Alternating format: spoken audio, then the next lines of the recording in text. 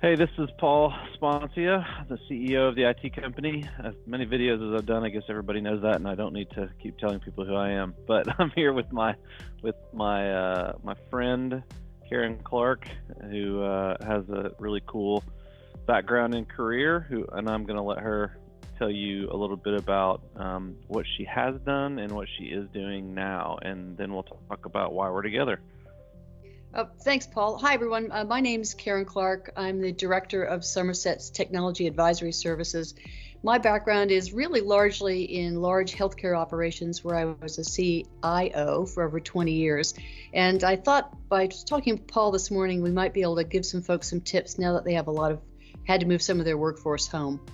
So we're in a little bit of as everybody knows, a crazy time. People have gone home and worked from home, been made to work from home, and that has changed things for in a lot of ways, organizationally and the way people communicate. But maybe the topic of cybersecurity has kind of been touched on, but it's sort of been left out, except for maybe in the technology circles. So I'd love to know from your perspective, Karen, what do you think this means from a cybersecurity perspective of everybody all of a sudden, as you are and as I am, even though this is not my house that you see behind me, are working from home?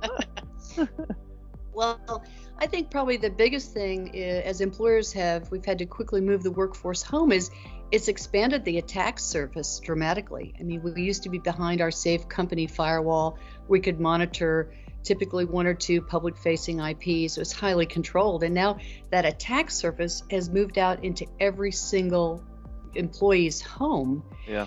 I think the other thing to notice is we've all seen notices from the FTC, the FBI, all the three-letter agencies about all the deliberate COVID-19 related attacks that are out there. I mean, the hackers are absolutely trying to exploit this vulnerability. I mean, last month alone, there were over 2,000 COVID-19 related domains registered just last month. Wow. And I think the important thing for people to really understand is expert hackers don't hack systems, they hack people. Yeah. And a business email compromise is the number one way that you're going to get hacked. So I think that's the important thing to notice is we've just spread out that attack surface.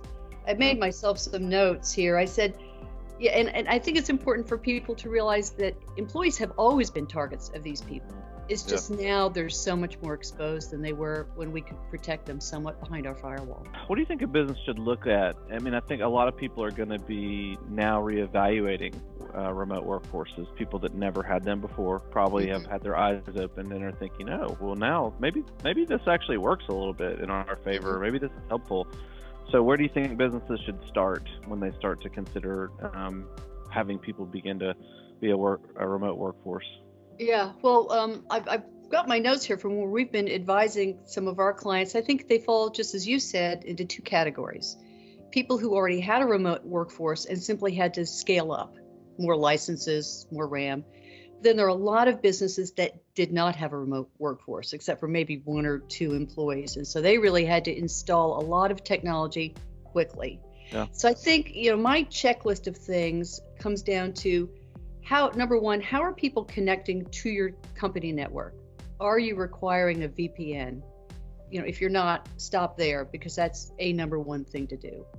If they are connecting via VPN, are you using some sort of two-factor or multi-factor authentication? We all know the text message that comes to our phone. There are a lot of tools you can use to do that, but that's the next thing in your layer of security. The next thing to look at is, once I am connected to my company network, what can I access? Do I have full access to all files, folders, shares, just as if I was in the office? Or are you limiting me to a virtual desktop, a specific application? Are you controlling what I get to? The next thing we've got on our list, am I using a company-owned and managed laptop, or am I using a personal device? Big deal. Right. I mean, people love the idea of BYOD, bring your own device, but I always think of it as bring your own risk. I mean, personal devices are just nightmares from a security standpoint. Is your patching and antivirus up to date? It's mundane, it's not sexy, but gosh, it's really, really important. And Yeah. then the last thing I would look at, more techie, but whether or not you have split tunneling enabled. Because if you have enabled split tunneling on your VPN, that exposes your private VPN to the public unprotected network. So that's the checklist we go down to see how do people connect. If they do connect, what do they have access to, and how are they exposing your company network? I want to add a little bit to that. So just to talk about one thing, I think for a lot of people that'll be listening won't be very technical. So one important thing about the whole idea of VPN combined with a personal device is that if it's your personal computer that your kids, your wife, your husband, whoever accesses, it's not protected, controlled, and set up, then connecting it to the corporate network via a VPN is actually quite dangerous because that device has no security controls in place.